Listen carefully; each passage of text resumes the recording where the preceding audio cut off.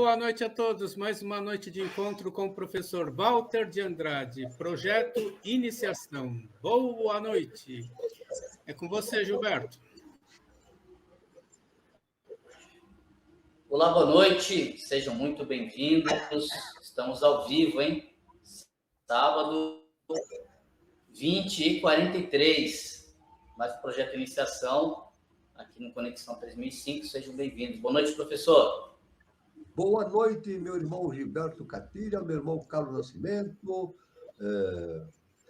todos aqueles que estão aqui seguindo conosco nesse nosso encontro, Projeto Iniciação, não é isso?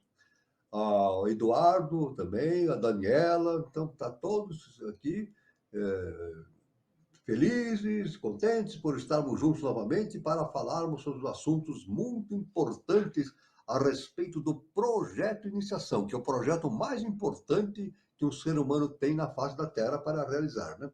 Esse encontro aqui, Projeto Iniciação, é destinado a dar a base filosófica e iniciática para aqueles que pretendem seguir o caminho da iniciação. A base, são duas bases fundamentais para nós aqui, né?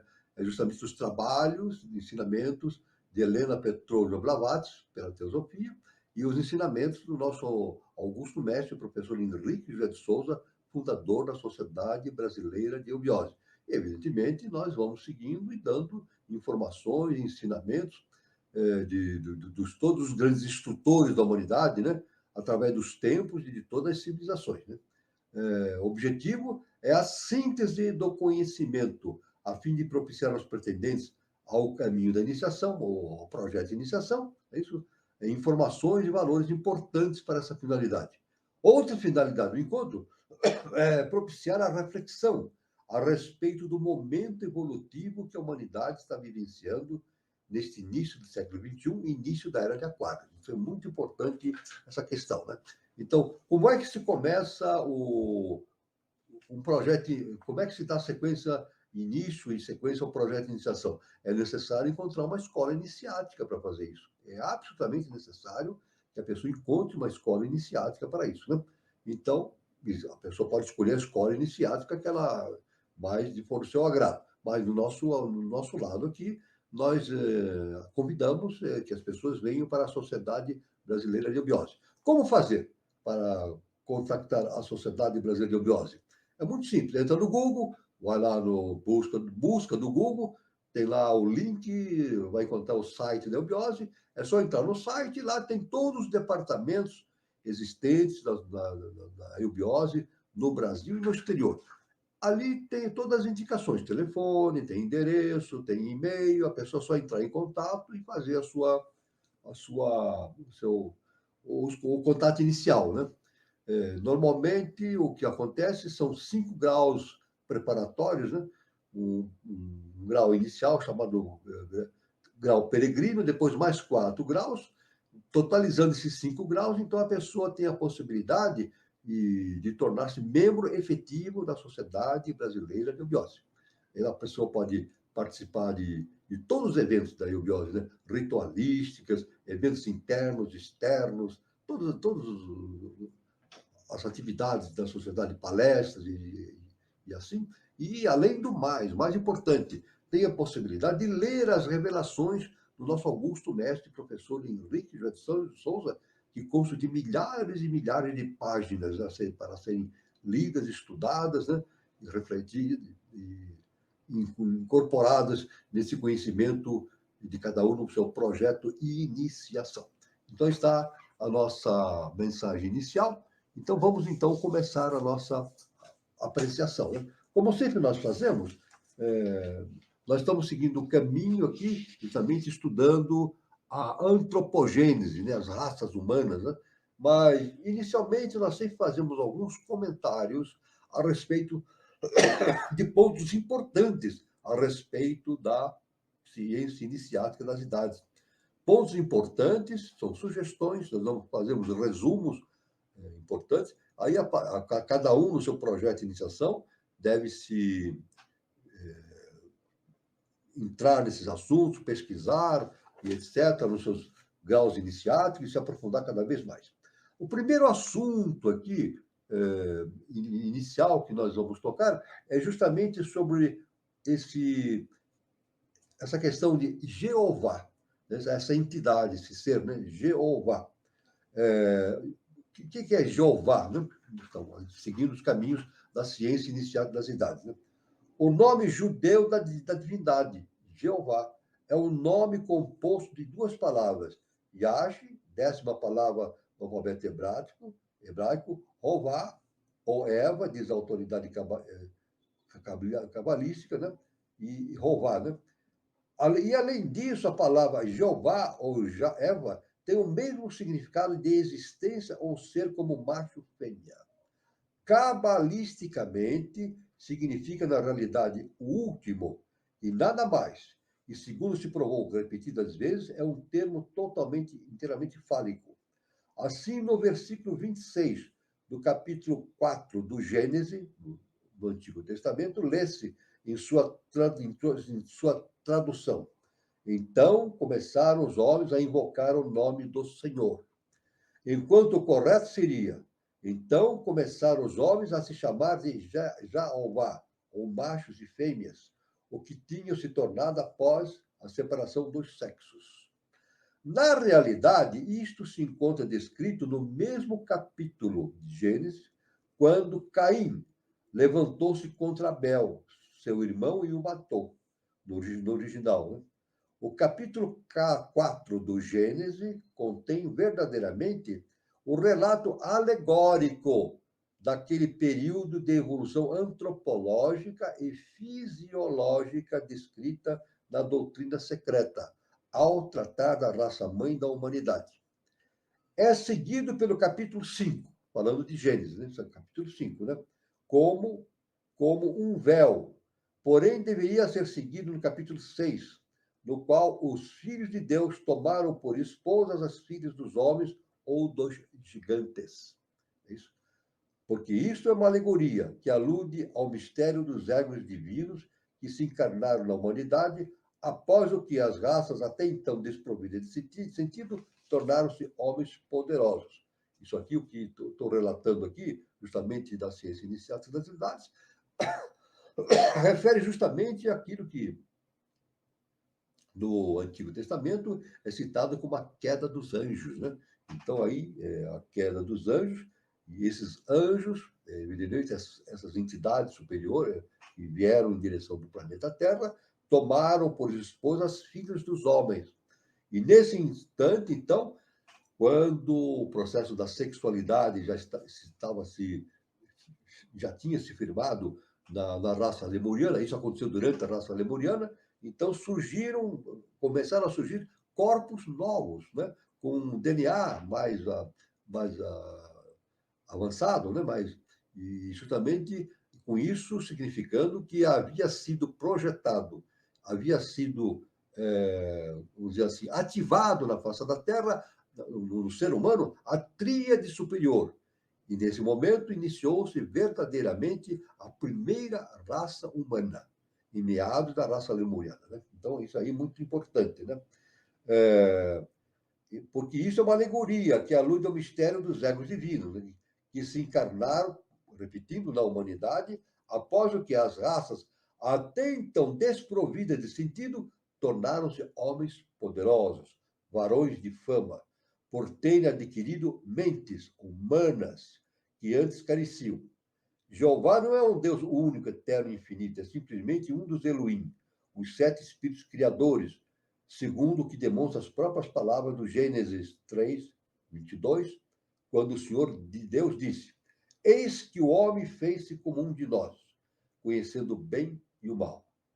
O personagem que nos 4 primeiros capítulos do Gênesis é designado pelo nome de Deus, o Senhor Deus, ou simplesmente Senhor, não é só uma mesma pessoa, não é Jeová.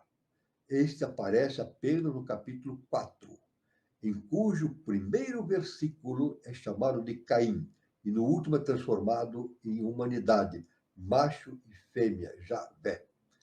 Então, isso aí faz parte dos ensinamentos da doutrina secreta, trazido por Helena Blavatsky através dos seus trabalhos, né, como veículo das consciências hierárquicas superiores, nos trazendo essa visão fantástica a respeito desses conhecimentos superiores, né? E que foi tratado, evidentemente, no Antigo Testamento. Então, aí está uma rápida informação a respeito da questão de Jeová. É um assunto bastante profundo, bastante extenso a ser estudado, né? Mas que merece uma especial atenção de todos aqueles que estão no caminho justamente do seu projeto de iniciação. Ora, quando se fala em Jeová, quando se fala dessa questão toda da Bíblia, né? O Antigo Testamento, um nome que surge imediatamente, né? Nesse contexto é a palavra Jerusalém. Jerusalém, né? Então, aí podemos fazer comentários a esse respeito. Jerusalém. Em hebraico, escreve-se Islim, ou cidade de paz. Porém, os gregos, antigamente, chamavam-na com acerto de Jerusalém, ou Salém secreto, visto que Jerusalém é um ressurgimento de Salém, da qual Melquisedeque era o rei hierofante, ou declarado astrólatra e adorador do sol, o Altíssimo, seja dito de passagem.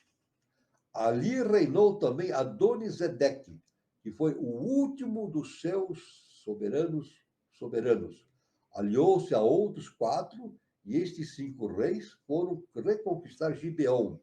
Porém, não se saíram muito bem no combate. O que não é de se estranhar, porque esses 5 reis tiveram contra eles não apenas Josué, mas também o Senhor Deus, em acréscimo o sol e a lua. Naqueles dias, segundo Lemos, obedecendo ao mando do sucessor de Moisés, o sol se deteve e a lua parou durante todo o dia. Nenhum homem mortal, rei ou aldeão, pôde resistir naturalmente a semelhante aguaceiro de grandes pedras do céu, que foram lançadas sobre eles pelo mesmo Senhor, desde Betiron até Azeca, e eles morreram. Depois se mataram. Eles fugiram e se esconderam em uma caverna em Maquedá. Parece, contudo, que uma conduta tão indigna para um Deus recebeu mais tarde seu castigo kármico, como sempre acontece, né? Pela lei kármica não falha, ela está sempre agindo e para reconduzir o ser humano para o seu destino evolutivo, né? Em épocas diferentes da história, o templo do Senhor judeu foi saqueado, arruinado e queimado. A Santa Arca da Aliança, que nós já falamos em determinada palestra anterior, né? Querubins, Segnach, tudo mais. Porém, aquela divindade parecia tão impotente para proteger sua própria propriedade da profanação, como se já não houvesse mais pedras no céu. Depois que Pompeu tomou o segundo templo no ano 63 a.C., o terceiro, erigido por Herodes, o Grande, foi arrasado pelos romanos no ano 70 depois de Cristo. Aí acabou definitivamente o templo de Jerusalém. E no ano 70 depois de Cristo, justamente sobre o mando de Roma, né? Foi proibido edificar um novo templo na capital do povo eleito do Senhor. Então foi feita uma proibição. Os romanos proibiram que se fizesse um templo para substituir aquele que foi arrasado por eles mesmos, né?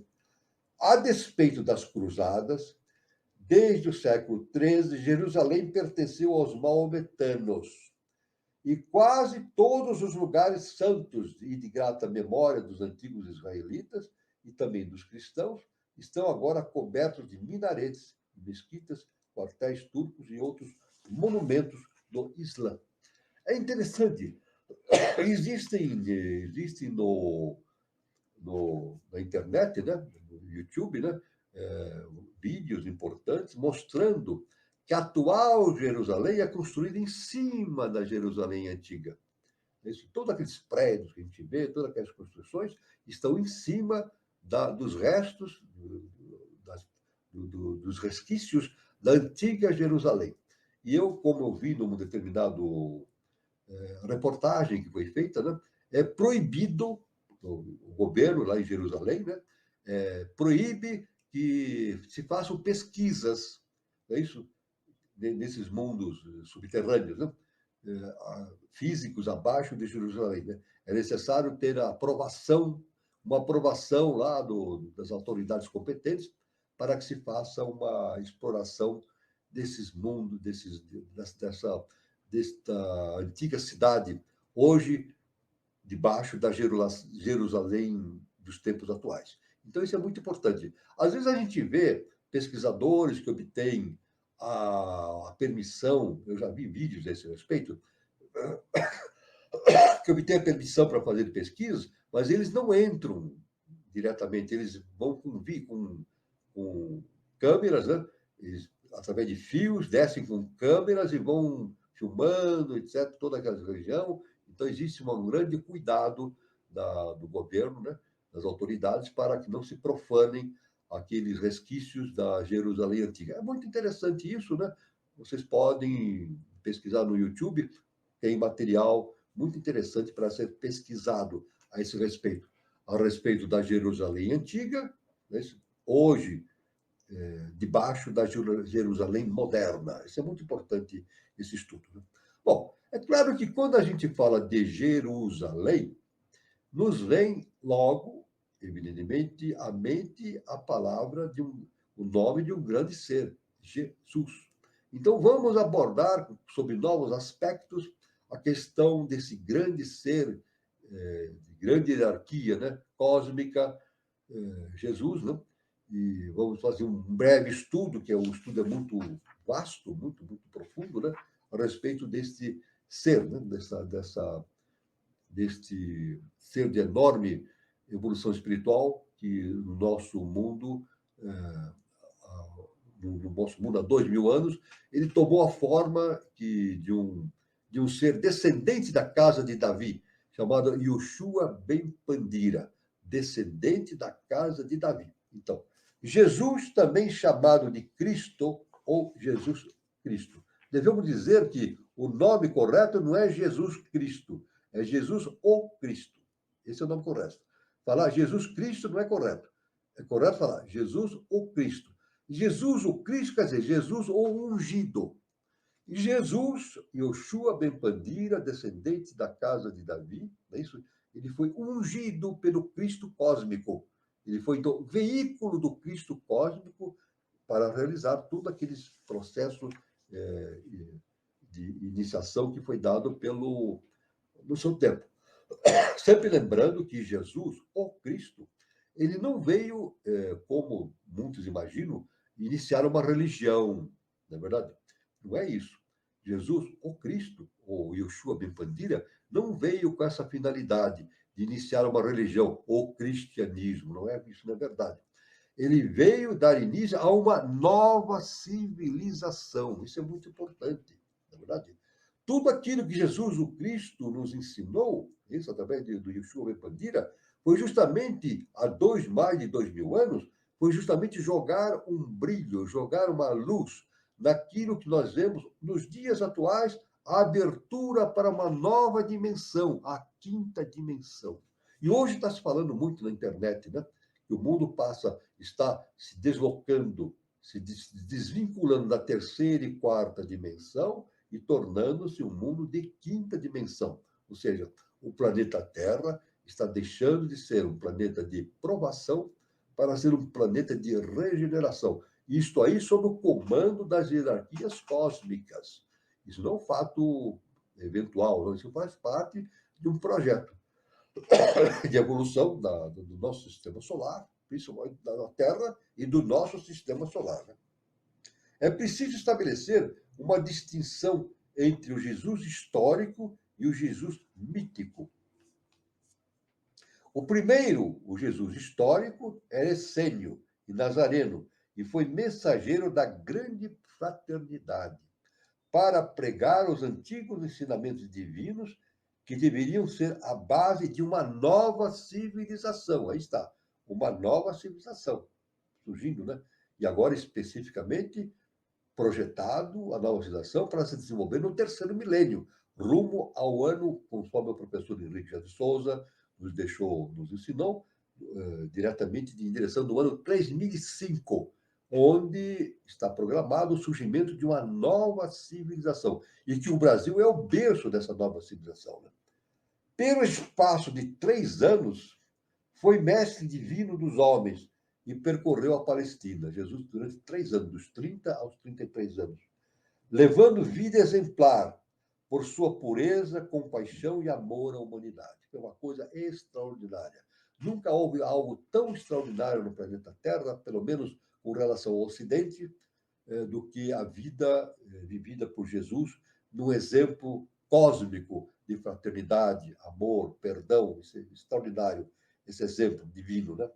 Operou quantidade enorme de prodígios, ressuscitando mortos, curando doentes, desenvolvendo a visão aos cegos, fazendo andar os paralíticos e realizando muitos outros atos. E por seu caráter extraordinário, foram qualificados de milagrosos. Entretanto, veja bem, não há um milagre, né? A gente sabe, pela ciência inicial das idades, não existe um milagre, a quebra das leis, realizando algo que não se enquadra nas leis. Não.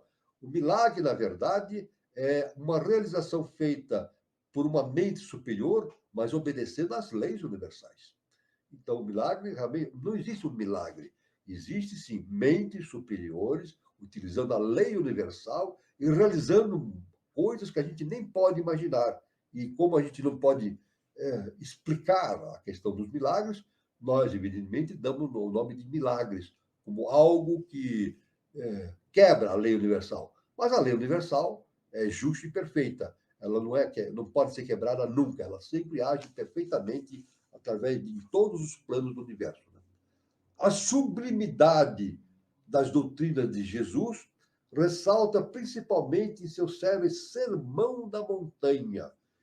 Olha, é muito importante reviver em nosso pensamento o Sermão da Montanha. Eu relembro a todos ler novamente o Sermão da Montanha e meditar sobre todos os ensinamentos que foram ali dados pelo Mestre Jesus o Cristo. O Sermão da Montanha é justamente uma porta aberta para uma nova civilização. Ela indica a abertura para uma quinta dimensão, para um novo planeta, uma nova civilização, uma nova forma de vivência da humanidade, justamente no Sermão da Montanha. Isso. Como iniciado que era, Jesus ensinou também as doutrinas esotéricas, porém as reservava unicamente para poucos, isto é, para os seus discípulos eleitos. Ele ensinava, mas os assuntos mais esotéricos, mais profundos, ele deixava para os seus discípulos eleitos. Né? E também ele se preocupava em transmitir esses conhecimentos para as pessoas que tivessem condição de entender esses fatos, né? Ensinamentos. Tanto que os discípulos, existe no Evangelho, os discípulos queriam passar esses ensinamentos que eles recebiam de Jesus para os gentios. Ou seja, o que são os gentios? Aqueles que não acreditavam em Deus. Então, Jesus disse assim, não façam isso. Esses ensinamentos, ide ensinar e passar esses conhecimentos para as ovelhas desgarradas da casa de Israel. Então, o foco dele era a casa de Israel, porque geralmente a casa de Israel era produto remanescente da queda Atlante. Então, Jesus estava ali para quê? Para recuperar, dar a oportunidade de recuperar aqueles seres que caíram na queda Atlante e também abrir esta possibilidade, abrir a possibilidade de uma nova era, de uma nova civilização. Mas não foi entendido. Tanto que não foi entendido que ele foi crucificado. Foi crucificado. Ao Jesus histórico foram atribuídos vários feitos legendários, que se converteram em outro personagem puramente mítico, uma verdadeira cópia do deus Krishna. Existe uma relação muito grande entre um outro ser de enorme hierarquia, que no passado, muito antes de Jesus, Krishna, existe muito venerado na Índia, né? Existe uma relação muito grande miticamente, entre Jesus e Krishna. Para provar claramente tal afirmação, basta fixar-se um pouco no paralelo que a autora de Isis Sem Véu, ou seja, Helena Blavatsky, apresenta entre Jesus e Krishna, e do qual retiramos as seguintes comparações. Veja bem, as seguintes comparações entre Jesus e Krishna. Né? Primeiro, Jesus é perseguido por Herodes, rei da Judéia, porém foge para o Egito. A gente sabe disso. Ele, a mãe e o pai, né? José e Maria, fugiram para o Egito para justamente proteger Jesus daquela perseguição de Herodes, guiado por um anjo. Um anjo os guiou em direção ao Egito. Para assegurar-se de sua morte, Herodes ordena que sejam mortos 40.000 inocentes. Então, 40.000 crianças foram mortas porque estava previsto o nascimento de Jesus, né? O ser de hierarquia, e, evidentemente, Herodes, querendo se assegurar do não nascimento, ele manda matar crianças. Então, os guardas iam nas casas, tiravam os filhos dos braços dos pais e matavam. Segundo as informações constantes, 40.000 assassinatos foram feitos por Herodes. 40.000 crianças foram mortas. Né? Desculpe. Por seu lado, Krishna, de outra forma, é perseguido por Kansa, tirano de Mathura, porém escapa de maneira milagrosa. E esperando matar o menino, o rei manda matar milhares de meninos. A mesma coisa aconteceu no tempo justamente de Krishna. O rei, na época, mandou matar milhares de crianças para assegurar-se de que Krishna não nasceria. Né? O segundo ponto importante de comparação entre Krishna e Jesus. Segundo ponto importante. A mãe de Jesus era Mariam, ou Miriam. Casou-se continuando virgem, porém teve vários filhos depois do primogênito de Jesus. A mãe de Krishna era Devaki, uma virgem imaculada, porém havia dado à luz 5 filhos antes de Krishna.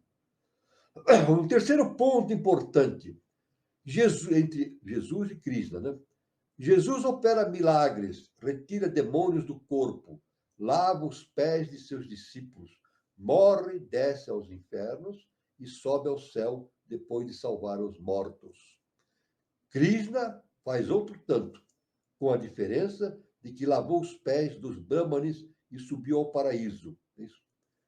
Um outro quarto ponto importante de relação entre Krishna e Jesus é o seguinte: um e o outro divulgam os segredos do santuário e morrem. O Cristo numa cruz e Cristo numa árvore, com o corpo atravessado por uma flecha. Bom, evidentemente, aqui faz parte isso do conhecimento do Evangelho, etc. Hoje, através dos ensinamentos do professor Henrique de Souza e várias vertentes da teosofia e dos evangelhos apócrifos, nós sabemos hoje, na verdade, que Jesus não morreu na cruz. Ele foi descido vivo da cruz. É isso? Ele estava muito machucado, muito ferido pela tortura que ele passou durante várias horas, né? E foi levado a descer aos infernos. Mas o verdadeiro sentido disso, ele foi levado para Duarte. Isso o nosso mestre, professor Henrique de Souza, nos conta isso, nos ensina. Desceu para Duarte, porque ele estava muito ferido. Então, as hierarquias trataram do seu corpo, né? E de tal maneira que ele se recuperou. Se recuperou e foi para a Índia com a sua mãe. A sua mãe morreu durante a viagem. É isso. Mas ele foi para a Índia, viveu até uma avançada idade na Índia, né? Então, aí está a história de Jesus no sentido esotérico, mas pela ciência iniciática das idades.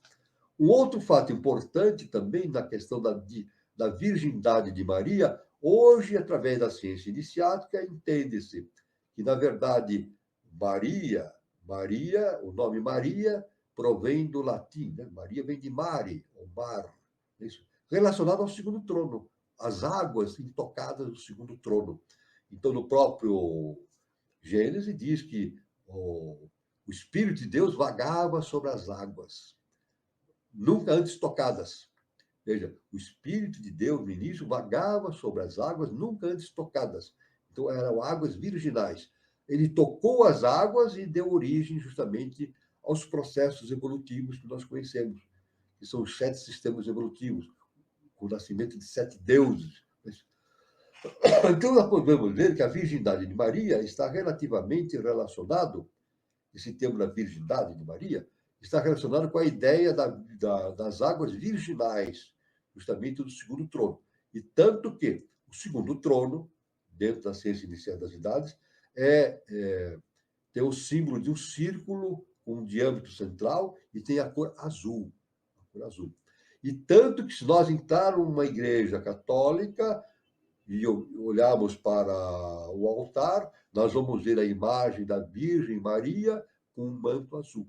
Então, ali está representado o segundo trono, Vishnu. É verdade? Então, isso aí.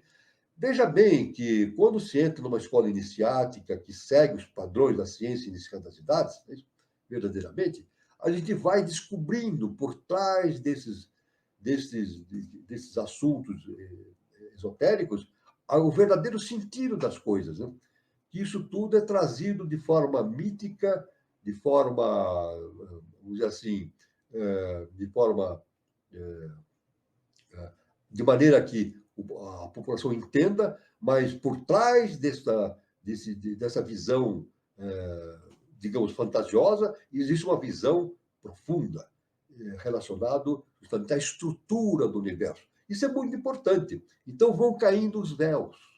Não é isso? É por isso que a HPB, Helena Blavatsky, escreveu 6 livros chamados Isis Sem Véu. 6 livros fantásticos, que todos devem ler, né? 6 livros, Isis Sem Véu. Ou seja, Isis, o segundo trono, a mãe divina sem o véu. Não é isso? Então, nós temos que nos aprofundar e entender esses ensinamentos de maneira bastante profunda. Então, de ver como isso realmente é importante, esse estudo, né, mítico da história de Jesus, da história de Krishna, e Siddhartha Gautama também, é muito importante esses estudos, né, da história desses seres extraordinários e tirarmos conclusões fantásticas a respeito do funcionamento do universo através da lei justa e perfeita. Tudo que acontece no universo obedece uma lei cósmica justa e perfeita. Nada acontece por acaso. O nosso mestre nos ensinava e nos ensina, através de seus ensinamentos. Nada acontece por acaso. Tudo tem uma causa específica e é conduzido por uma lei cósmica justa e perfeita. Isso é muito importante, esse entendimento. É claro que todos aqueles que entram no projeto de iniciação começam a desvendar esses assuntos de maneira bastante importante. Tanto que o nosso mestre, o professor Henrique José de Souza, ele diz que as pessoas devem ler, estudar, comparar os diversos assuntos estudados e tirar as suas próprias conclusões. Isso é muito importante. O importante não é ficar com as conclusões dos outros na cabeça, não. O importante é tirar as próprias conclusões. Por isso que é o projeto de iniciação. É isso? O que é a iniciação? A iniciação é a iniciação do processo de autoconhecimento. Então, todo conhecimento está dentro de nós mesmos. Né? Então, por isso que o nosso mestre, o professor Henrique de Souza, diz: tire as suas próprias conclusões. Isso é muito importante nesse processo de entendimento da ciência iniciática das idades. Né? Muito bem.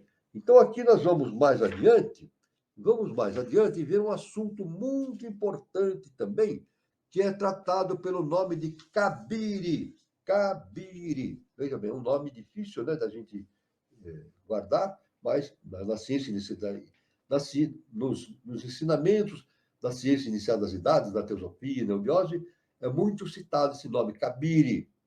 Kabirim ou Kabires? Kabires. Vamos ver exatamente, então, vamos fazer um estudo sobre, um breve estudo sobre esse assunto, né? Que é de enorme importância, os Kabires. Kabiri ou Kabires, divindades e deuses muito misteriosos entre as nações antigas, incluindo os israelitas, alguns dos quais, como Taré, pai de Abrão, os adoraram com o nome de Terafim. Entre os cristãos, contudo, são agora demônios, embora os arcanjos modernos sejam a transformação direta desses mesmos cabires. Veja bem que importante essa informação, né? Em hebraico, tal nome significa os poderosos, ou Giborim. Em outros tempos, todas as divindades relacionadas com fogo, fossem divinas, infernais ou vulcânicas, eram chamados cabírias. A palavra cabir é derivada do hebraico Habir, grande, e também Kabar, um dos nomes de Vênus. Os cabires são os espíritos planetários mais elevados, os maiores deuses e os poderosos. Veja só que importante, né? Essa noção dos cabires, né? Varron, um estudioso, segundo Orfeu, denomina-os de poderosos divinos. Poderosos divinos, cabires. Todos os deuses de mistério eram cabires. Os mistérios dos cabires em Hebrom eram presididos pelos 7 deuses planetários, entre outros por Júpiter e Saturno, sob o seu nome de mistério.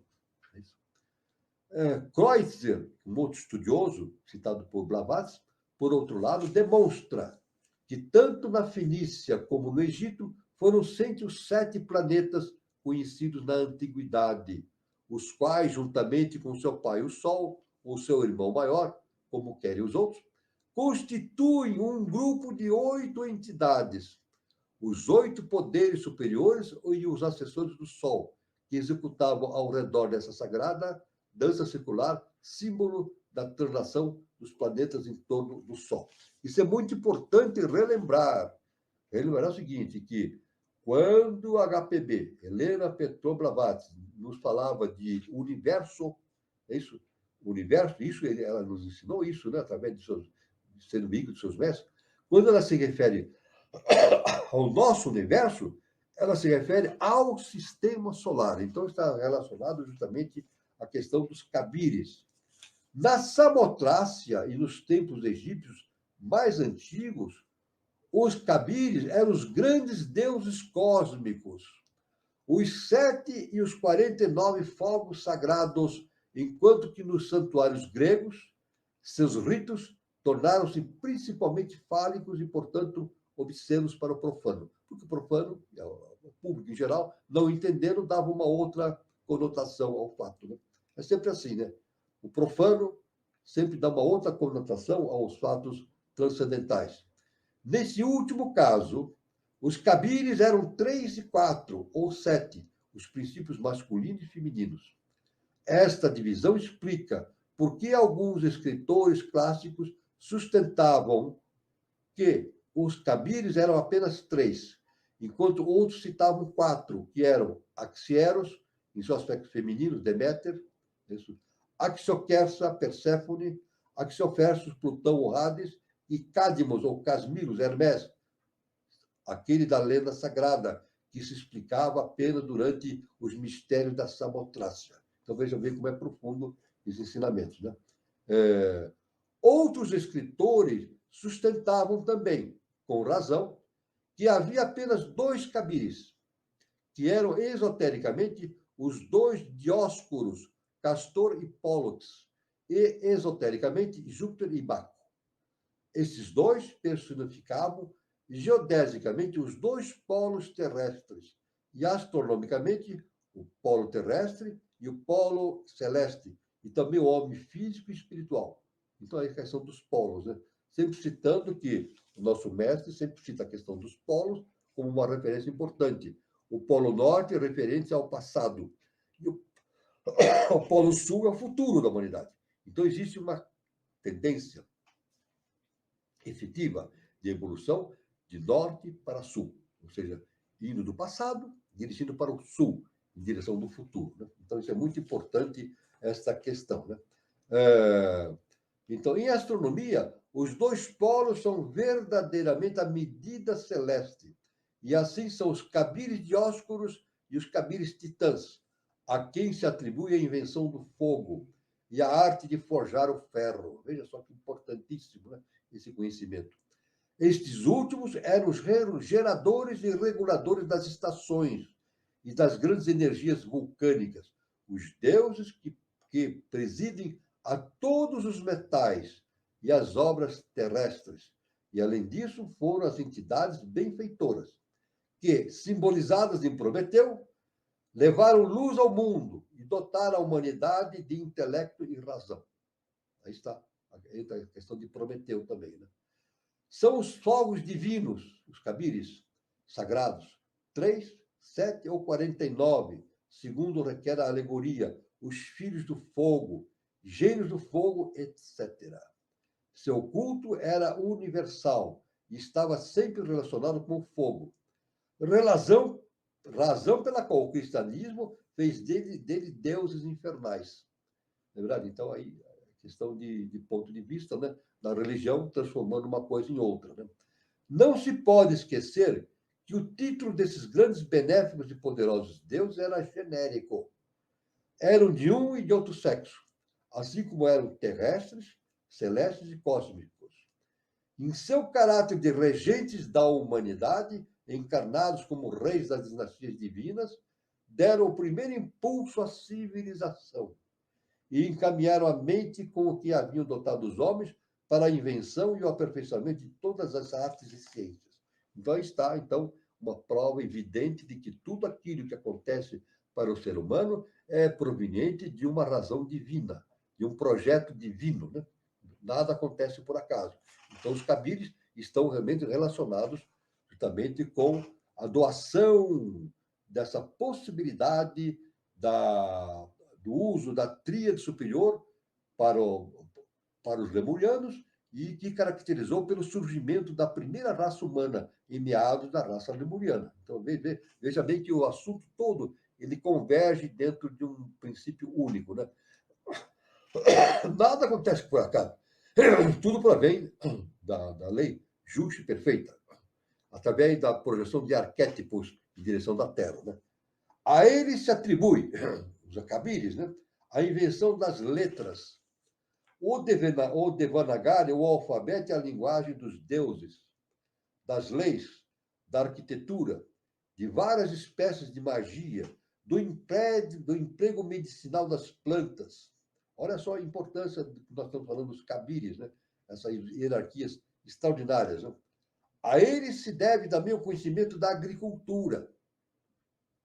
Veja bem, tudo que nós sabemos, tudo que nós executamos na face da Terra, não é invenção nossa. É por isso que Salomão, lá no Eclesiastes, né, ele deixou uma frase muito importante em Eclesiastes, Salomão, né? Não existe nada de novo sob o sol. Tudo já existe. Então, tudo que existe na Terra é projeção de arquétipos.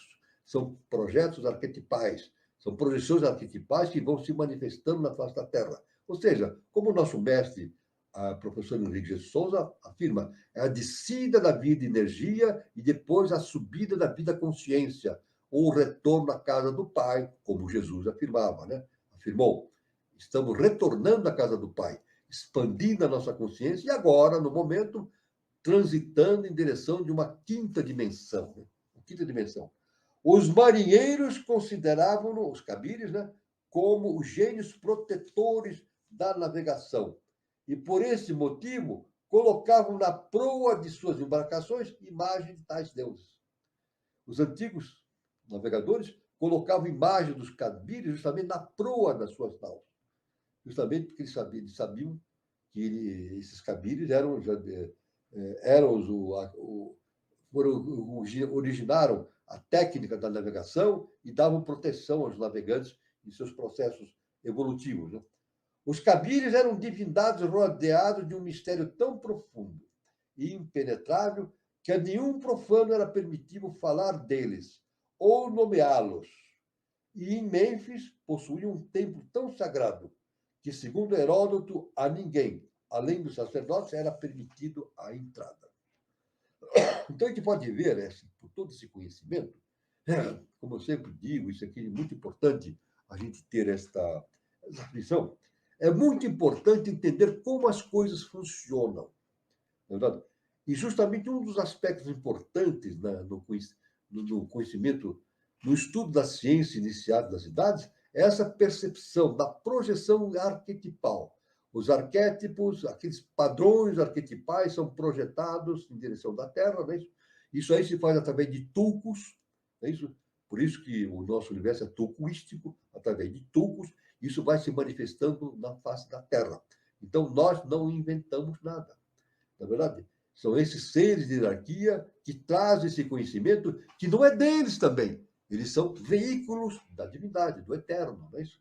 Tudo isso não são os cabires que ensinam, simplesmente, né, dito. Né? Todas as hierarquias são veículos da consciência, se é que a gente pode chamar de consciência, de algo que nós não podemos entender, do eterno. Né? Então, esse eterno ele projeta o mundo do imanifestado, do mundo imanifestado, surge o mundo manifestado e de toda a ciência, de todo o projeto de evolução existente no mundo que nós vivemos. Então, é muito importante entender esse quadro, como as coisas funcionam. Isso é muito importante, esse conhecimento. Então, a gente vê que é importante essa visão, justamente, dos cabires, como essa hierarquia, seres de hierarquia extraordinária, que serve de referência a várias civilizações, né, da antiguidade, né? Então, e tem uma importância enorme no conhecimento, nesse conhecimento superior. Um outro assunto importante que nós podemos aqui abordar é justamente sobre o Kalki Avatara. O Kalki Avatara, o Avatara do cavalo branco, que será a última encarnação manvantarica de Vishnu, segundo os Brahmanes, de Maitreya Buda, segundo os budistas do norte. Também, por isso que nós estamos vivendo na era de Maitreya.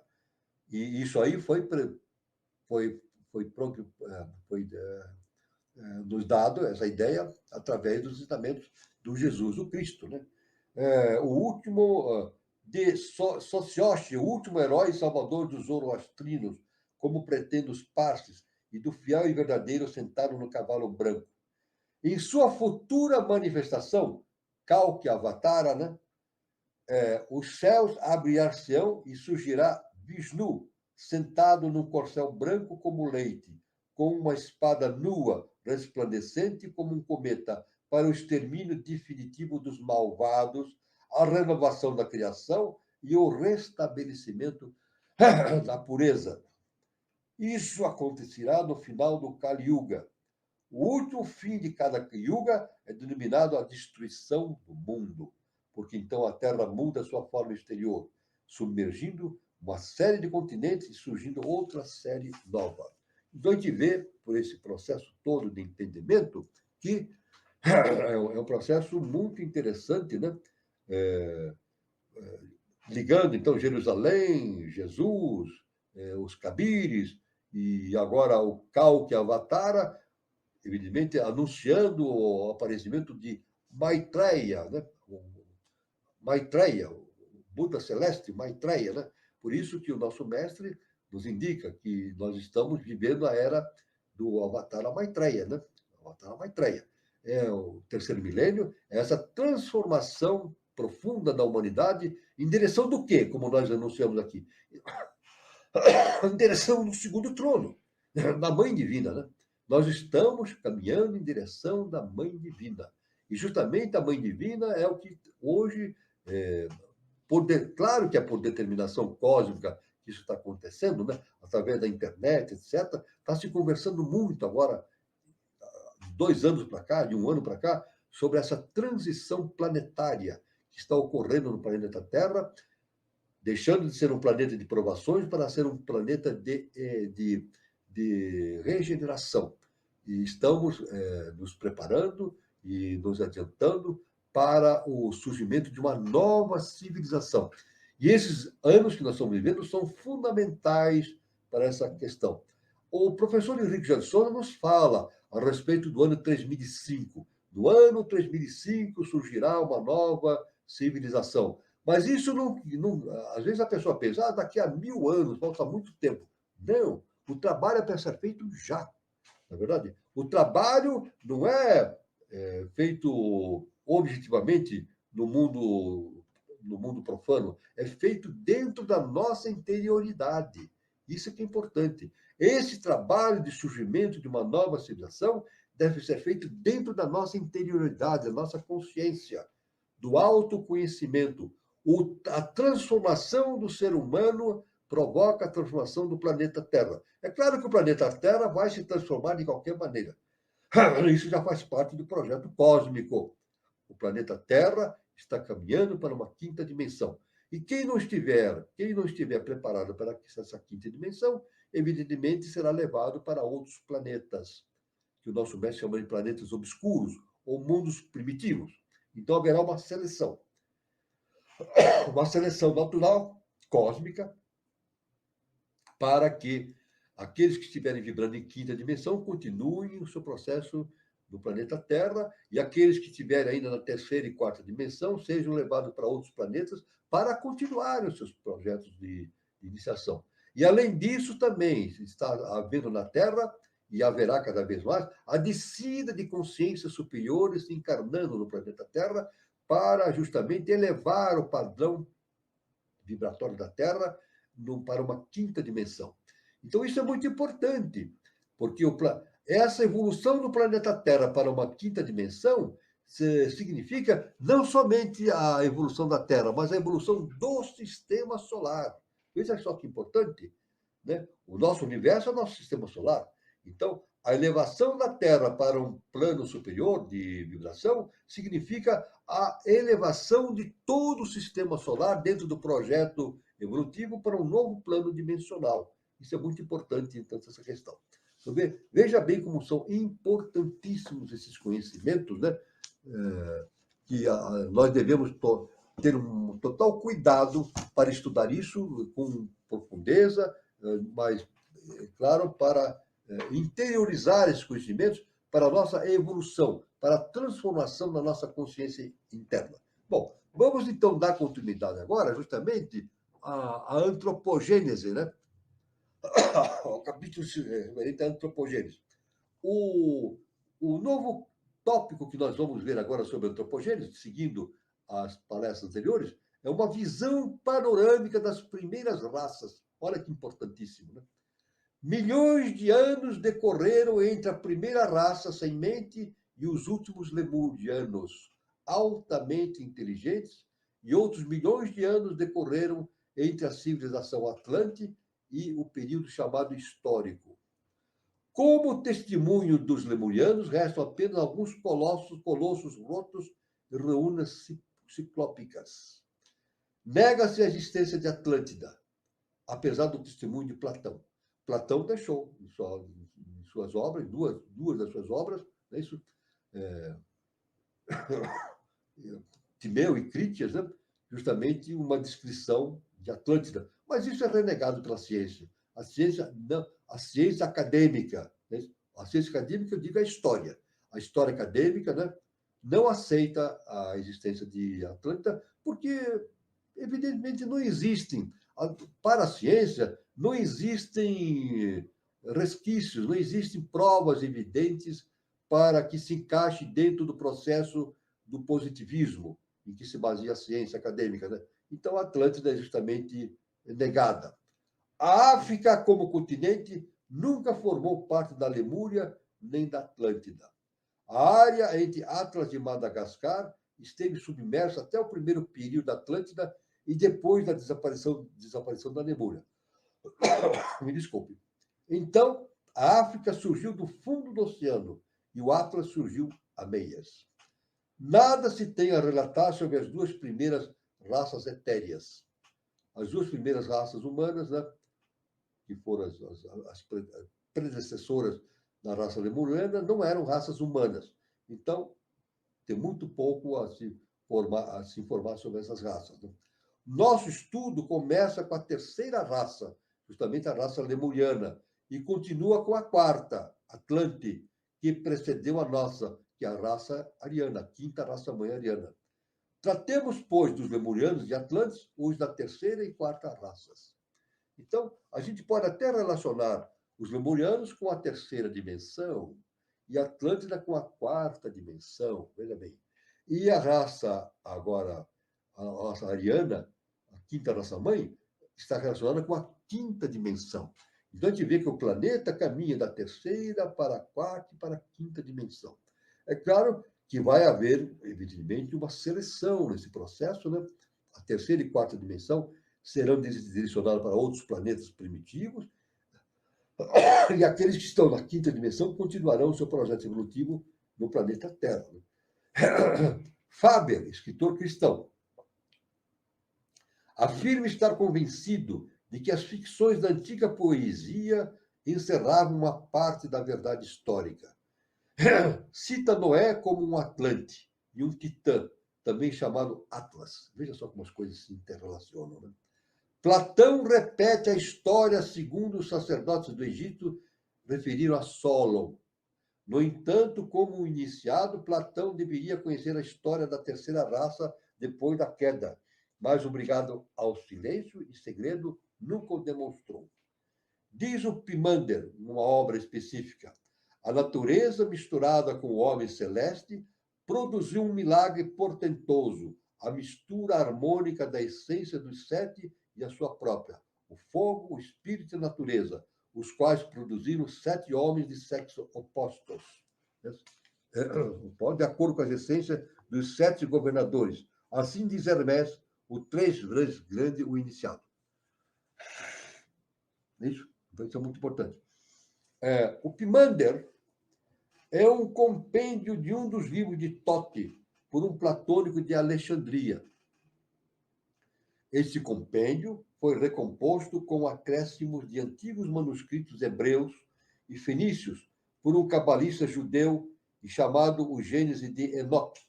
Mesmo desfigurado, concorda com a doutrina arcaica em muitos de seus textos. Enoque, Tote, Hermés, Orfeus e Cadmo são todos os nomes genéricos derivados dos 7 sábios primordiais ou de Anchorrans, encarnados em corpos ilusórios, não mortais, que ensinaram à humanidade tudo o que sabiam e cujos primeiros discípulos tomaram os seus nomes, os nomes de seus mestres. Então, aí está novamente a natureza tucuística do nosso universo, né? As hierarquias descendo e trazendo esses conhecimentos através de hierarquias sob diversos nomes, né? Trazendo esses conhecimentos para que o ser humano, que é a própria divindade encarnada, mas esquecida, retome o conhecimento da sua divindade, voltando à casa do Pai, como Jesus o Cristo nos ensinou. Né? Assim, os paradigmas de Platão são a base dos dogmas cristãos. Tudo que há na Terra é a sombra de algo que existe nas esferas superiores. Vou repetir novamente essa afirmação. Tudo que há na Terra é a sombra de algo que existe nas esferas superiores. Ou seja, é a projeção daquilo que existe nas esferas superiores.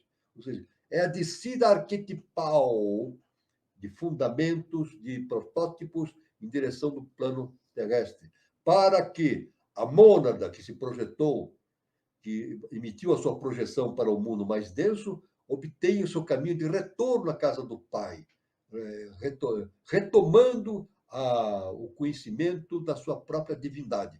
O porquê isso acontece, não há explicação.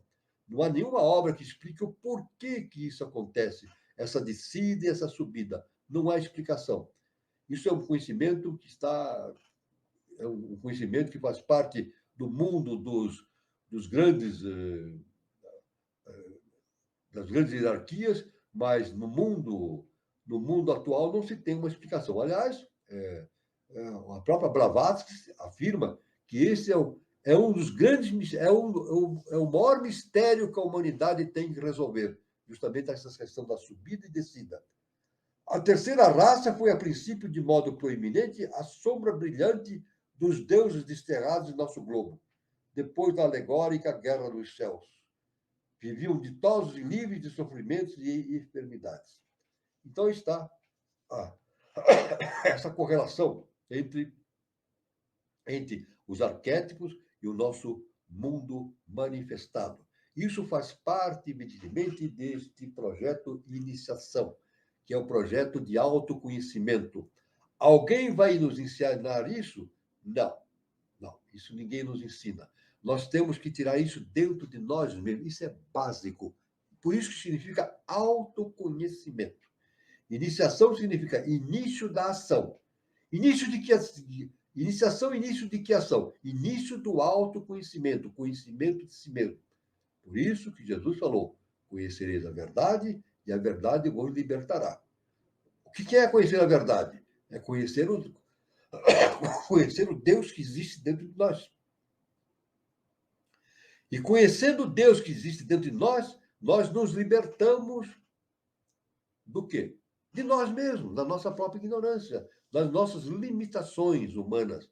Então, isso é muito importante, esse fato pertinente à ciência iniciática das idades. Bom, isso aí são os fatos iniciais que nós queríamos passar para os nossos participantes do nosso encontro. E agora eu passo a palavra ao nosso irmão Carlos, né, para a gente continuar a nossa conversa muito sobre esses assuntos tão importantes da ciência iniciática das idades. Né? Muito interessante, professor. O senhor fez uma abordagem aí muito importante. E o importante também a gente sempre tem em mente, né, que o desenvolvimento da raça ariana, né, professor, tem como objetivo dinamizar, potencializar essa energia que a gente tem, né, no cérebro, né, professor, para tentar captar tudo isso da maneira mais evolutiva possível, né? E eu acredito que seja isso que a divindade espera de nós. Exatamente, é isso mesmo. A divindade espera de nós. Esse é o grande mistério, né? Essa descida, a mônada projeta de cima a projeção. Essa projeção vem até os mundos mais densos, que é o mundo físico, né? Material, né? E depois ela tem que retornar, através do autoconhecimento, né? Essa essência divina que está na mônada tem que retornar, se autoconhecendo. Então, é o processo de autoconhecimento. O porquê? Isso não tem explicação. Pode pesquisar à vontade na literatura, e os autores dizem que não há nenhuma explicação, nem mesmo na literatura védica, na mais antiga, ou egípcia, ou que seja, a respeito desses assuntos. É um mistério que deve ser desvendado pela humanidade do seu projeto evolutivo. Agora, uma coisa é verdade. Isso tem que ser desvendado por cada um de nós. Olha só que importante. Cada um de nós tem que conhecer a verdade por si mesmo. Por isso que é autoconhecimento. Não há possibilidade de vir um mestre nos ensinar, botar na nossa cabeça isso. Não há possibilidade.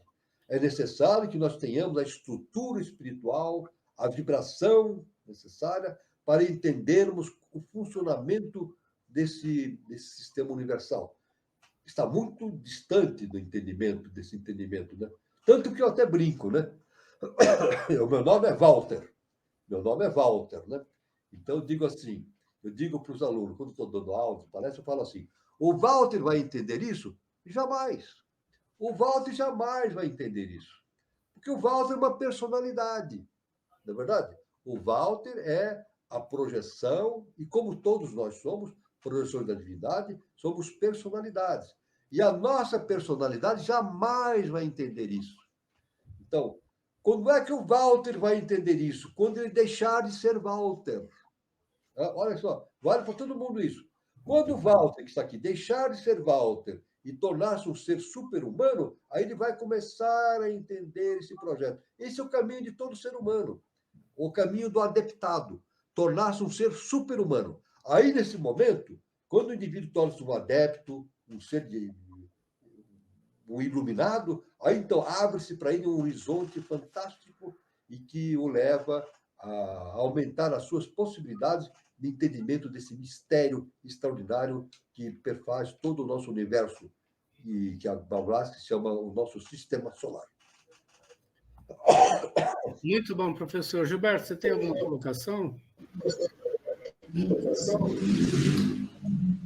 Boa noite. Tem bastante perguntas, né? Bom, vou deixar aqui as perguntas aqui que estão no chat. Vou aproveitar só para dar uma boa noite a todos que estão aqui escrevendo no chat, participando. E deixar um recado aí. Se inscreva no canal, caso você ainda não é inscrito, né? Deixa o like. É importante a curtida, porque o YouTube considera como quando você curte o canal, quando você se inscreve e se você ativar o sininho, sempre que começar o sininho ali da notificação, isso é importante. Sempre que começar uma nova atividade, seja aqui no Projeto Iniciação ou alguma outra atividade dentro aqui do canal, você automaticamente é informado no mesmo momento. Então, eventualmente, nós temos atividades outras, né? Além do nosso programa de sábado. Então, isso nos ajuda, né? Lembrando que o nosso conteúdo ele é exclusivo, toda a informação e o conteúdo passado pelo professor Walter, a gente não encontra na internet, né? Não é um conteúdo que você pesquisa, você vai achar, você vai encontrar por aí. Não com essa exclusividade de abordagem e essa exclusividade de informação no teor aí do conteúdo, tá? Então é isso. Se você tiver alguma pergunta, se deixa aqui no chat agora, né, nesse momento, ou posterior, caso você esteja aí online assistindo o vídeo, depois se escreve aqui embaixo a sua pergunta, deixa aí o seu questionamento, que o professor Walter ele responde a todas as perguntas que estão escritas aí no vídeo, tá? Então é isso, dado o recado, não esqueça aí de curtir, comentar, manda aí para o seu amigo, recomenda, manda para o inimigo também, não tem problema, de repente ele gosta, né? Vai ter uma chance de reconciliação, né? Vai que ele gosta do conteúdo. Manda para todo mundo. É isso. Vamos lá, tem bastante pergunta aí para o Carlos. Eu quero aqui já começar aqui pela pergunta Guilherme Guazelli Neto. Jesus Cristo falhou ou nós falhamos? Ele nos lançou a evolução?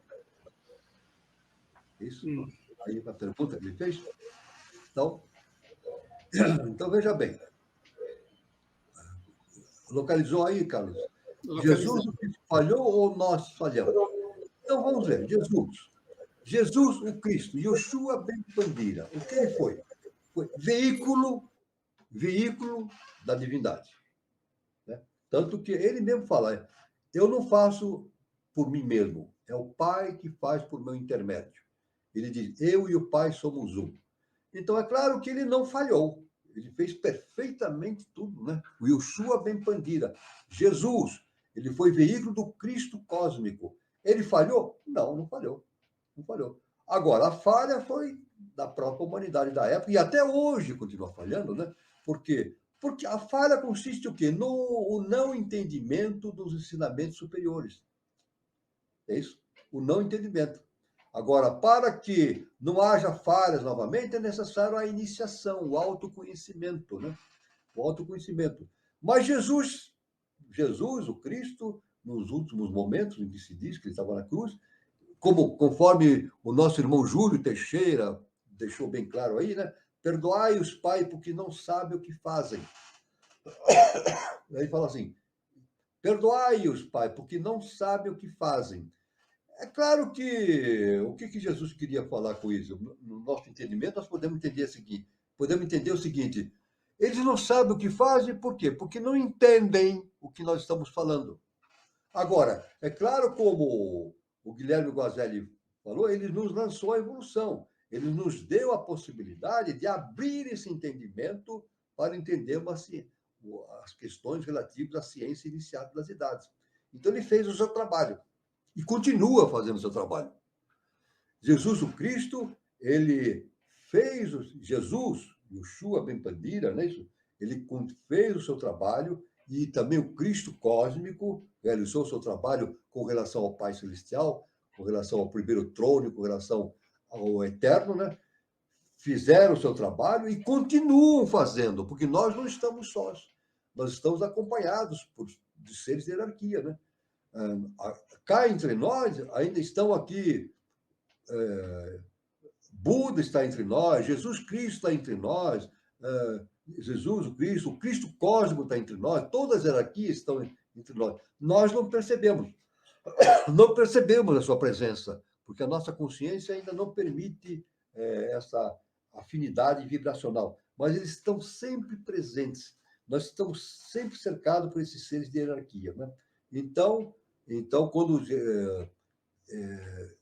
na verdade, houve uma falha, porque a humanidade, na época, e especificamente aqueles a quem Jesus estava se dirigindo, né? Justamente, Jesus estava se dirigindo àqueles remanescentes da queda Atlante, que tinham condições, talvez, de entender a sua mensagem. O resto da humanidade, não teria condições de entender. Né? Tanto que Jesus falou para os seus discípulos, né? Ide e pregai para as ovelhas desgarradas da casa de Israel. Não é isso? Então, para pregar para aqueles que remanescentes da queda Atlante. Depois, com o tempo, já falamos de outras oportunidades, Paulo de Tarso pegou aqueles conhecimentos de Jesus o Cristo e começou a ensinar para os gentios. Tanto que Paulo de Tarso é chamado apóstolo dos gentios. Então, aí é uma outra história. Como Jesus não foi entendido através da mente humana, então a lei justa e perfeita traz Paulo de Tarso para transmitir esse conhecimento através de uma tônica emocional. Então, essa tônica de Paulo de Tarso não tem uma relação estreita com o Cristo, porque são tônicas diferentes.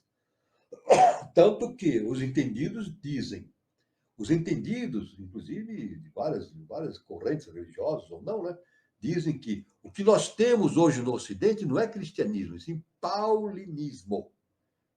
Paulo de Tarso deu uma tônica específica. Ele não fez isso porque ele quis, ele foi veículo também, né? Paulo de Tarso, conforme o nosso mestre, professor Henrique de Souza, Paulo de Tarso era um iniciado e ele teve essa missão de trazer para o mundo terrestre, agora de forma emocional, aquele conhecimento que Jesus tentou deixar pela forma mental. Se Jesus tivesse sido entendido na época, teria sido dado início a uma nova civilização. Estava tudo pronto. Estava Jerusalém, como nós vimos hoje, né? Jerusalém, tudo formada, tínhamos ali o ensinamento de Jesus Cristo, tínhamos Roma no seu apogeu. Então, os dois lados, o lado objetivo e o lado espiritual, estariam unidos, né? Cristo, Jesus e Roma, para o surgimento de uma nova civilização. Mas isso não foi possível. Então, Paulo de Tarso teve essa incumbência, por lei, de trazer esse conhecimento pela forma emocional. E ele fez tão bem esse trabalho, cumpriu tão bem a sua missão, a custo de enorme sofrimento. Paulo de Tarso sofreu muito também, né, para transmitir esses conhecimentos. Mas a tal ponto que Roma, que antigamente perseguia os cristãos, tornou-se cristã. Não é verdade? Então, Roma, o Império Romano, tornou-se um império cristão com o tempo. Veja a força de Paulo de Tarso nesse processo todo. É claro que, segundo os entendidos, Roma não se tornou cristão, se tornou paulinista, seguindo os conceitos de Paulo de Tarso. Mas, de qualquer forma, agora no terceiro milênio, as coisas serão reconduzidas, estão sendo reconduzidas para o entendimento perfeito do assunto, né? Agora, no terceiro milênio, está sendo reconduzido. E nós estamos passando por uma fase importantíssima no planeta de transformação, de surgimento de uma nova estado de vibração. É claro que aqueles que não estiverem afinados com essa vibração serão levados para outros planetas. Não é como castigo, mas para ter uma oportunidade e evoluir em outros planetas. E o planeta Terra vai continuar no seu projeto iniciático, numa quinta dimensão, e vai receber seres de hierarquia que vão reencarnando na Terra. Isto aí não sou eu que estou falando, o professor Henrique de Souza já nos ensinou através desses ensinamentos, né?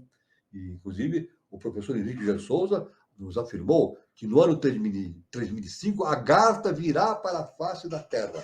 Então, o caminho da Terra agora é a sutilização, a evolução para um quinto sistema, um quinto estado, uma quinta dimensão. Descerão seres de hierarquia para reencarnarem na Terra, levando a Terra para um plano evolutivo superior. É claro que a Terra evoluindo para um plano evolutivo superior, é isso, uma dimensão superior, o nosso universo, que é o sistema solar, também evoluirá para um sistema superior. E isso vai refletir em toda a galáxia, né?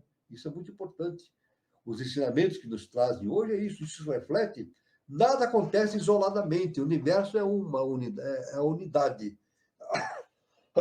Esse processo se reflete na Terra, se reflete no nosso sistema solar, se reflete em toda a galáxia, em todo o universo que nós desconhecemos.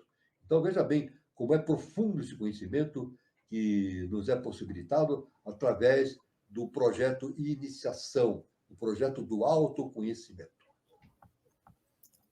Muito bom, professor. O Júlio Teixeira coloca Kabires, Kumaras? Sim, podemos chamar Kumaras, Kabires. Bem, as hierarquias têm diversos nomes, né?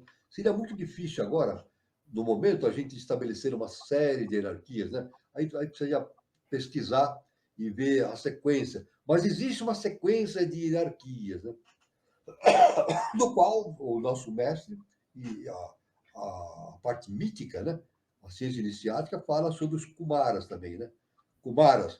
Aliás, acho que foi o próprio Júlio Teixeira que faz a relação entre Kumaras e cabritos, né? Cabras. É isso? Um outro ponto aí, se não me engano, foi o Júlio Teixeira que fez uma relação entre Kumaras e cabras. Cabritos, tá aí, o Júlio Teixeira. Kumaras teriam como tote os cabritos, as cabras, exatamente. Exatamente, porque o conhecimento vem de cima para baixo, né? Então, Kumara, na verdade, significa o conhecimento que vem do cume. O conhecimento que vem do cume. Então, da montanha, é como se fosse uma montanha, né? Vem do topo da montanha, da unidade, vem para a diversidade através do processo tucuístico, isso vem se refletindo através das hierarquias até o plano humano. E nessa sequência existem as hierarquias dos quais os Kumaras estão ali presentes, né? Então, e na ciência inicial das idades, de forma alegórica, é citado como figura as cabras. As cabras. E eu já falei isso em encontros anteriores, né? Isso faz parte do ensinamento do professor Henrique de Souza, né? Que é justamente Cabral, né? Cabral, o descobridor do Brasil, né? Cabral, ele tinha na sua bandeira, né? Na heráldica da sua bandeira, ele tinha uma cabra, porque ele fez um trabalho cumárico. Ele foi veículo de um trabalho cumárico para a descoberta do Brasil. Então está o que eu podia falar a respeito de Kumaras, com relação a essa relação. E cabra vive cabra não é que vive as cabras, nos montes, né? No alto dos montes, lisando nos altos dos montes, nas montanhas, né? Então isso aí tem uma relação de bastante significativa entre essa relação entre os Kumaras e as cabras. Muito bom, professor. A Renata Monteiro, ela pergunta o seguinte: qual o significado do poder da Mãe Divina? E ela continua: como compreender esse poder? Uma grande abordagem que a nossa Renata está fazendo, né? O poder da Mãe Divina significa o poder do segundo trono. A Mãe Divina é o segundo trono, né? De cor azul. De cor azul. E o nosso mestre, o professor Henrique de Souza, nos diz que no processo de iniciação, no processo de autoconhecimento, no processo que conduz o indivíduo à consciência de adepto, esse processo é uma aproximação com a consciência da Mãe Divina. Então, esse é o nosso caminho. A Mãe Divina significa o quê? Já uma quinta dimensão. É isso? Nós estamos caminhando para uma quinta dimensão. Na verdade? Então, isso aí, estamos caminhando para esse conhecimento do segundo trono. É isso? Da Mãe Divina. Então, nós temos que nos aproximar da Mãe Divina para que... Esse é o significado, então, do poder da Mãe Divina, o poder do conhecimento relacionado ao segundo trono, né? Como compreender esse poder? Esse poder é o poder do autoconhecimento, né? De onde emana o poder? O poder emana do autoconhecimento, né? Muitos dizem, o poder emana daqui, emana dali, muitas coisas. aqui dentro do nosso contexto, eu não vou entrar em detalhes, né? Nosso contexto humano, a gente diz o poder emana dali, emana daqui, emana daqui, de outro lado. Mas o poder só emana de uma coisa, do autoconhecimento, do conhecimento da divindade que existe dentro de nós mesmos. Só existe esse poder. É o poder que de Deus, evidentemente. O indivíduo que conhece a si mesmo, ele passa a ter o conhecimento da divindade que tem dentro dele. Então, ele passa a ter o poder de Deus. Por isso que os grandes mestres fazem os milagres, porque eles têm o poder de Deus na mão, o poder de utilizar, não interferir nas leis, mas utilizar as leis universais nos seus propósitos definidos para demonstrar à humanidade a existência de algo superior, algo divino, Deus, o Eterno. Muito bom, professor. O Guilherme Guazelli coloca o seguinte: os lemurianos tiveram a introdução da consciência e nós a deturpamos? Não, os lemurianos foi o início da raça humana. Em meados da raça lemuriana, então houve o início. Não houve deturpação. Houve a ativação da tríade superior. Nos lemurianos, houve a ativação da tríade superior. Então, ativação. Ativação. Agora, o desenvolvimento da tríade, especificamente, depende de nós. É isso? Ou seja, Deus não dá nada. Deus não dá nada diretamente. Ele dá a possibilidade. Ele dá a potencialidade. Ele dá o arquétipo, a possibilidade do desenvolvimento. Tanto que, durante a Lemúria, os lemurianos, obtendo a possibilidade do pensamento humano, tiveram a possibilidade de desenvolver o livre-arbítrio. Mas, até hoje, a maioria da humanidade não exerce o livre-arbítrio. Vocês vão concordar comigo? A maioria da humanidade ainda não conseguiu desenvolver o livre-arbítrio. Tanto que a maioria da humanidade segue a cabeça dos outros. É um bando. São bandos de consciência que seguem a orientação de determinados grupos, determinados agentes, das sombras, evidentemente. Né? Se seguem orientações não específicas, agentes das sombras. Pelo não desenvolvimento da sua possibilidade de escolher caminhos, a maioria da humanidade segue a determinação dos agentes das sombras. Então não houve a deturpação, houve o não desenvolvimento adequado da tríade superior. É claro que uma parte grande, outros conseguiram, né? Muitos já conseguiram desenvolver razoavelmente, isso é verdade. Muitos na humanidade, uma certa quantidade, não muito, mas razoável, já conseguiram um certo domínio dessa tríade superior e o desenvolvimento do seu livre-arbítrio e assim por diante. Mas são poucos, não são muitos, não. Então, o processo todo é justamente levar a humanidade, não é isso? Aqui no planeta Terra ou em outros planetas, levar essas consciências para o desenvolvimento dessa consciência interna, do seu autoconhecimento. Então, é isso que eu podia responder para o nosso irmão, nosso querido irmão Guilherme Guazelli Neto. Muito bom, professor. O Cláudio Sérgio da Silva tem a seguinte colocação: o eterno permanente é a essência dos sentidos, cujos olhos da alma não se enibria de ilusões. Bom, o eterno, ele projeta, isso é o mistério, né? O eterno, que refere-se ao não manifestado, originou o manifestado. O manifestado vem do eterno. É claro que quando essa projeção se manifesta no manifestado, surgem então as ilusões. Veja bem, isso é um conhecimento que o professor Henrique de Souza nos deixou. O nosso sistema de projeção no mundo manifestado é maiávico, é pura ilusão. Desde o Sol central até o nosso mundo humano. É maia, é ilusão. É processo maiávico, é ilusório. Não tem aquela conexão específica, aquela característica que tem o eterno. Então, é claro que quando há aquela descida da consciência em direção do mundo material, mais denso, há uma mistura, a consciência fica embotada, né? Perde a noção da sua consciência divina e se envolve com as ilusões. Mas o processo do autoconhecimento é justamente libertar o indivíduo das ilusões e para que ele entenda a realidade. Entenda a realidade dentro de si mesmo, essa que é a verdade. Ele não vai encontrar a realidade em qualquer ponto, não vai viajar e vai encontrar um mestre que o ensine, não. Isso é função dele, isso é uma obrigação dele. A função de cada consciência é encontrar a verdade dentro de si mesmo. Então, encontrando a verdade dentro de si mesmo, ele se liberta das ilusões. Ele se liberta das ilusões. Por isso que Jesus falou: conhecereis a verdade e a verdade vos libertará.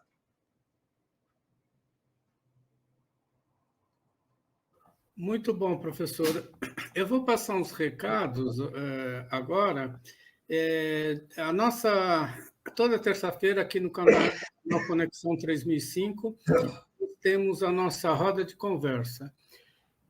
E o próximo tema da nossa roda de conversa será som, origem do universo e processos de cura. Então, na próxima terça-feira, dia 5 de setembro, no mesmo horário, às 20h40. Então, o terapeuta aqui de São Paulo, Vitor Barraque, fará uma explanação sobre o tema. E ele nos dará uma análise sobre os aspectos ocultos da música, a sua relação com a nossa origem, e seus processos de cura. Então, o tema é bem interessante, né? E todo mundo curte muito, né? O som, as músicas, e eu acho que vale a pena a gente ouvi-lo, né? Como terapeuta, tudo que ele tem para nos colocar de positivo em relação a isso. Os moderadores serão Daniela Troncoso e Eduardo Nunes. Então, prestigie, o tema é super interessante, som, origem do universo e processos de curas. Eu queria também falar sobre o Espaço Shakti, né, Nova Era. Quem estiver passando por São Lourenço, né, tem o Centro de Terapias Holísticas, Espaço Nova Era, lá na cidade de São Lourenço de Minas. O endereço fica na Praça Helena Jefferson de Souza 38, anexo 1. Para mais informações, temos o WhatsApp, prefixo 35, de São Lourenço, e o telefone é 997566874. E aí o endereço do Instagram, né? @Shakti Nova Era. Então, a Shakti Nova Era também tem unidade em Brasília e unidade em São Paulo, no bairro de Santana.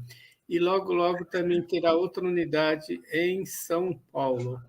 E só lembrando, né, que temos nos dias 23 e 24 de setembro vivências em Airuoca. Então, quem vai palestrar é o Newton Schultz. Quem tiver interesse, não tem custo, o único custo será mesmo de logística, né, de transporte, estadia e alimentação, lá para a cidade de Airuoca, que fica aos pés da Serra do Papagaio. Então, eu acho que é interessante, o tema é interessante e é 100% gratuito, o único custo seria esse mesmo de logística, de ir até Airuoca, tá ok? Então, os recados são esses. Professor, se houver alguma pergunta que o senhor queira responder... Está tudo... Não tem mais nada que possa acrescentar, perguntas, né? O pessoal agradecendo, a Renata agradecendo, o professor... Muito obrigado a todos também, a presença. E como está dando o nosso horário, eu queria agradecer a todos, né, pela participação, pela audiência, pelo prestígio, e desejar a todos um bom final de sábado, um bom final de semana, e até terça-feira, e até o nosso próximo encontro. Projeto Iniciação. Boa noite. Boa noite, Gilberto Catira. Boa noite, Gilberto Catira. Boa noite, Carlos Nascimento, a todos os nossos irmãos. Foi um grande prazer e muita felicidade estarmos aqui reunidos. E luz, paz e amor para todos. E fiquem todos com Deus. Sábado que vem. Até. Tchau, tchau.